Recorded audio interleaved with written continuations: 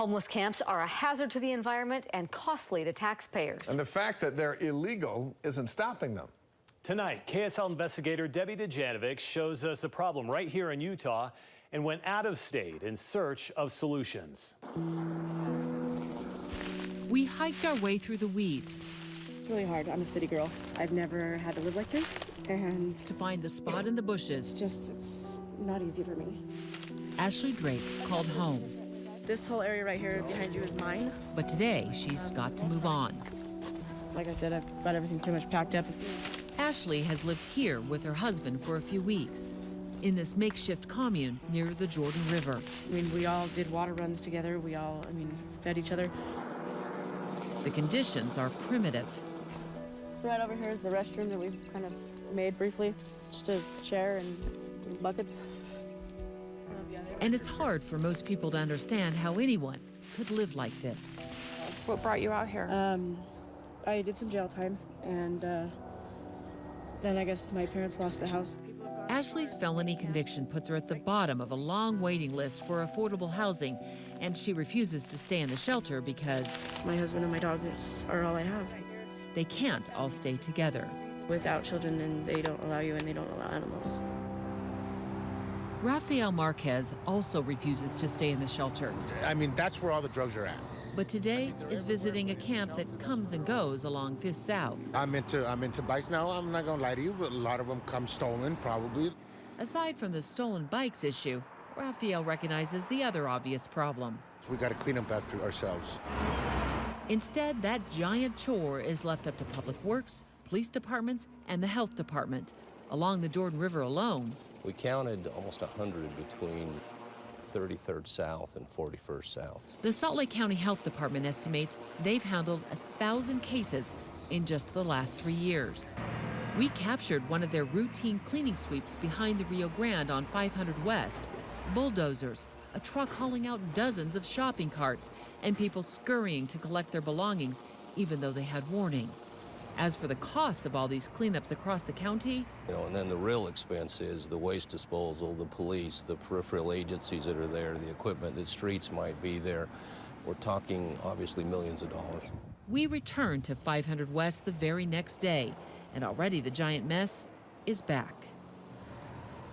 Sheriff Jim Winters proposed a possible solution.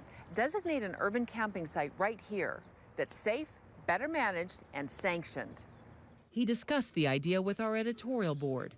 And this is where I was a little chagrined when people, jumped up and down and said, what a crazy idea. But we took him seriously and headed to states where sanctioned camps are already in place. First stop, Seattle, Washington. You have your own privacy, your own little home. There's a communal kitchen. Not to brag, but the kitchen's probably cleaner than most people's houses. Portable restrooms. You'll actually tell somebody 24-hour security. You need to take a shower. Yeah. And a code of conduct for Seattle's Tent City 5. Sobriety, no drugs, no alcohol allowed. As long as you maintain the code of conduct, you can stay here as long as you want to. Here's how the agreement with the city of Seattle works for this camp. The city leases the land to a nonprofit. The nonprofit pays the bills, including liability insurance so the city can't get sued. Other camps, however, are completely independent from the city, like this one. The churches that we stay at, it's located on church property. So they'll let us come and stay here for 3 months. Alicia Roberts got addicted to drugs and lost everything: her kids, her job, her home.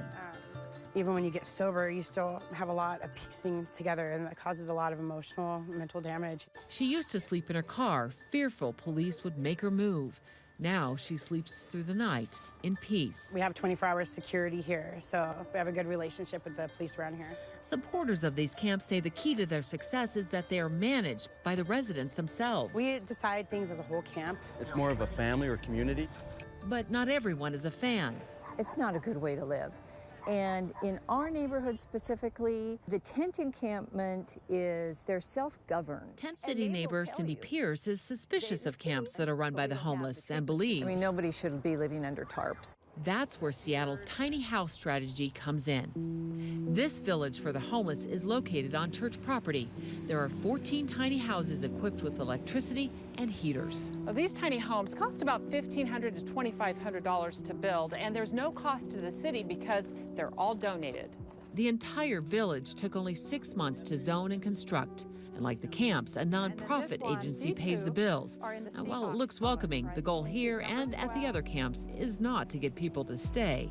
The most important thing is that it not be a dead end. So last year, 161 people moved into housing and over 100 people were employed. And so it's been wildly successful. The idea for city-sanctioned homeless communities started a little south of Seattle, in Portland, Oregon. We know that different types of sheltering environments work better for different people. Portland has 3 organized homeless camps, including Dignity Village. I think it's viable anywhere because it empowers people.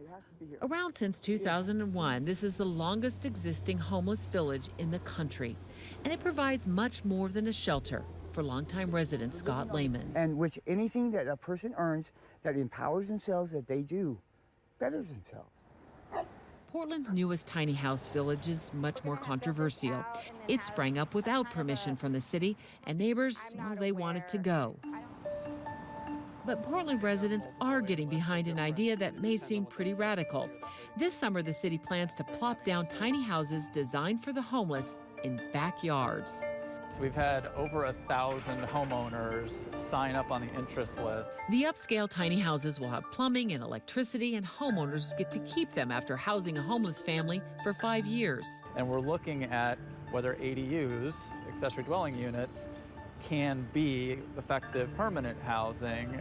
Right now, part of the problem is we're building too big and expensive housing units. Washington State Senator Mark Volosha believes these types of tiny house dwellings are the key to solving the nation's homeless crisis. If you don't have tiny homes, you won't solve the crisis. Tiny homes, villages, and tent cities, ideas that are all out of the box, bringing people in, off the streets, and out of the bushes in Seattle, Portland, and at least 10 other cities across the country.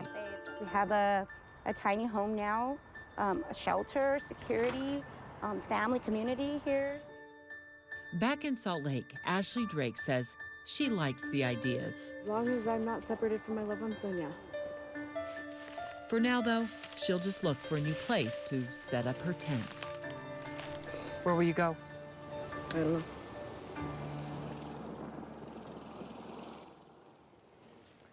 Several places we visited charge residents from $30 to $90 a month to help cover some of the costs. And these places house between 30 to about 60 people. They say any bigger becomes just too big to manage. Now, I want to let you know I'll be joining Doug Wright tomorrow morning at 10:30 a.m. along with the producer of this special report, Candace Madsen. She'll be on the air with me on KSL News Radio at 10:30. Yeah, the information on this is fantastic, and maybe, throwing out some ideas there to the city and see what they end up doing. Let's hope that maybe some movement can take place regarding, because it is a real mess out there in many places. Well done, Debbie. Thank you. Thanks, Deb.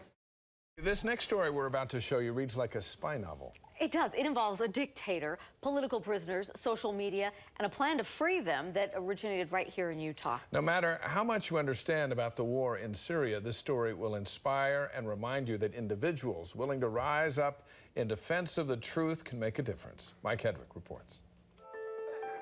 Men pleading for their lives inside a notorious Syrian prison. Their possible fate resting in the hands of a Provo man with a radical plan. President Assad is about to start torturing and executing them. Through social media, Adam Steed became the record keeper of their chilling story. This post from May 4th, 2016. In an intimate moment of trust, these political prisoners exclusively sent their tape to me in a desperate attempt to let the Western world know. Now, to understand how that plan came about, we need to take you back to the fall of 2015 on the Greek island of Lesbos. Like, I thought I'd go help pass out bananas. Instead, Steed found himself in the middle of life and death situations. Walking through the dark with thousands of people everywhere that were hungry and starving. Steed administered to the sick, helped with boat rescues, and collected information. I took as many Facebooks and internet information of refugees that I could. I just had a feeling that was something I should do. One of those new Facebook contacts he picked up in the camp, a Syrian attorney who fled Aleppo. Who defended people who were taken by the secret police. One of the first conversations he had with me was, look, Adam, I just think that people all over the world have equal rights. As Steed learned more about Syria and the torture occurring within the prisons, he threw out an idea: use social media to document the atrocities. Let's get all of your attorney friends and let's create a little group where we get information. And probably like any little two missionaries that thought the whole world was theirs, I had no idea that he took me seriously. What did they do to you? They hanged my two hands. We used WhatsApp, secured with end-to-end encryption, to speak to the Syrian attorney who goes by the alias Lutfi. How long were you a prisoner? What were the conditions like in there?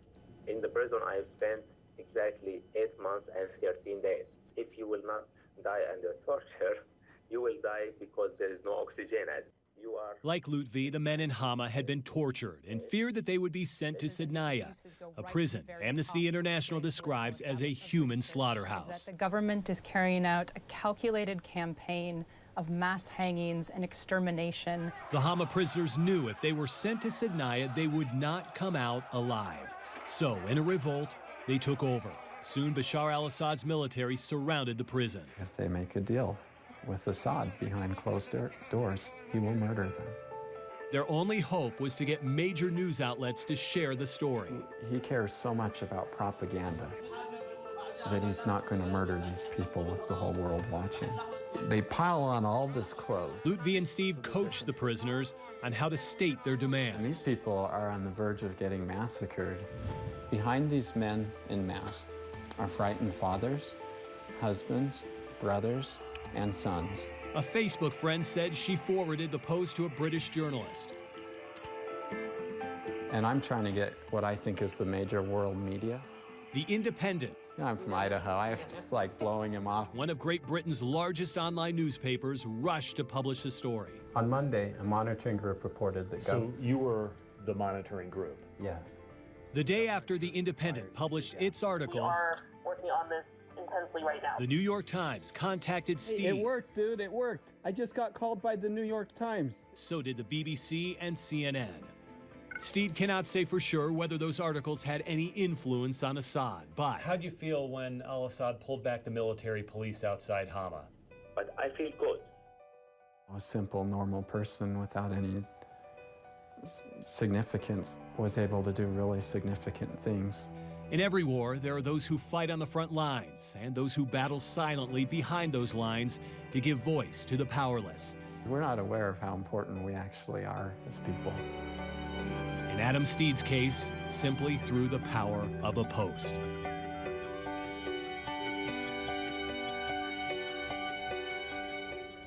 Mike Hedrick reporting the Assad regime eventually released about 300 of the 850 prisoners, including 20 who are under the age of 18. Just a short distance from the Utah border, many of us have spent a little time in Las Vegas. Some of us, a lot. I lived there for 20 years. We're all familiar with the glitz and glamour that comes along with the city, but as Mike and the KSL investigators discovered, there's a part of Vegas that's the complete opposite of Vegas. Yeah, Dave, it's not a story for those who are afraid of the dark here. We spent a few days in the city, and just feet below the Strip, where people are winning and losing millions of dollars, is an underworld full of people believing there is nowhere else to go. What if I were to tell you this? It is scary. I can't imagine being here by myself. Is one of the most glamorous cities in the world. It's scary, swampy, nasty, smelly. You got quite the setup here. A destination spot for millions. I don't think anyone's here now. Boasting high-end restaurants. Where you have a cardboard mat and a blanket. And five-star hotels. A guy named Gordon sleeps here. With enough lights in this town, they actually say astronauts... It's like being in prison here, just because it's so dark. ...can even see it from outer space. And if you don't believe me... You can see we're about 20 to 25 feet beneath the surface here. All you got to do is peek your head above the ground and... Thank you. Thank you very much. Welcome to Vegas, baby. But you hear Vegas and you have the image of the neon lights and the, people betting $1,000 a hand, and then you think about people living literally right beneath those gambling cathedrals, just trying to survive. For the past 15 years, journalist Matt O'Brien has walked the Vegas underground, 600 miles of flood channels, 200 of those And the ceiling's covered with soot because there's been fires down here. just beneath the surface. And what began as an exploration of the unknown eventually turned into a mission over the years, helping hundreds, if not thousands, John, hey, it's Matt. Sorry to wake you up, man. who have called this labyrinth of tunnels their home. Married, couple of kids. Now this here is John, and when you listen to his story, Self-employed for 32 years successfully. If you don't mind me asking, how much money were you making a year when you're in Florida? Well, it changes every day when you're a millionaire. it is tough to believe the man lying on this dirty foam mattress was the owner of several successful businesses and even a bank. Kids went off to college. I packed a bag and came to Vegas. Been here ever since. 5 years and not a single aspiration to get out. But unlike some, John is not confined to the darkness, as he will eventually emerge into the light, and he will walk, and he will walk, and he will walk some more, pausing only to grab a coffee with some friends. And he's back pounding the pavement one more time. And by nightfall, this former self-proclaimed millionaire is ringing up customers at a local convenience store every day, 7 days a week. Does this feel real or fake? I looked at it, felt it, it's fake. Guess what was the motivating factor to leave your work there and everything you had? You never met my wife, have you? I have not met your wife. No. Now, it should be known, on average, Las Vegas only gets about 4 inches of rain a year. And when it falls, it often floods hard. And that's where these cement channels come into play, diverting water underneath the city. This video here from last June showing the raging waters. What it does not show You can see the water line on is the woman who lost her life. Since 1960, Vegas has seen 32 people killed in flash floods. Latest casualty. It comes 3-4 feet deep. They pick you up and sweep you away in a matter of seconds. Now memorialized in a cheap coat of paint, in the very spot she once lived. Sharon and her boyfriend were the original creators of this apartment-like space. Furniture, decorations, and shopping carts filled with rocks as the base of their bed. A section of the tunnel now, after her drowning, occupied by Big Craig. We'll be friends forever, that's for sure. And a guy named Spike. Slick-looking mohawk covered in ink and comes across as a pretty nice guy. Now, before we go any further here, there is something you should probably know about Spike. I made $250,000, $300,000 a year. No, not that. Better Homes and Gardens came, took pictures of my house. And nope, not that either. I didn't plan on killing nobody, you know. Just an accident. Yeah, that's the one right there, where he accidentally killed a guy and even kidnapped someone too. Court docs prove it. A bar fight in San Bernardino nearly 20 years ago sent this decorated Army veteran to prison for more than a decade. I stood up from the bar stool and he took a swing. I couldn't help it, he was slower than me. 62 years old, a convicted killer, now left to figure out how to move forward. And on this particular day, moving, well, it appears to be something he and the rest of the tunnel have no choice but to do. Piece by piece, they take their belongings above ground, not because they found a new place to live, but after rumors spread, a demolition crew was going to clear them out. The city will periodically do a full-on sweep. This flood channel, roughly 100 yards from the one we were just in. A massive pile of debris and garbage, we are told, belonging to just one person. Giant shovel, well, it would eventually move on. A victory for Spike and the others, meaning their homes would stand at least one more day. I can't go through my day and be okay with my circumstances. 30 years old, a mother of 2. The circumstances Victoria's talking about. Are you high right now? Yes. I'm always high. I'm always high. Has her living in a tunnel, bathing in public restrooms, then walking through a row of stores. Not to go shopping, but rather... Like I said, I'm resourceful. Shoplifting, then selling off the items she steals. I'm resourceful. To pay for her next high. What does it make you feel like when you take meth? It makes me numb. A lot numb. Relatively new to the tunnels, Victoria says she has spent the last couple of years on the streets, camping in vacant lots.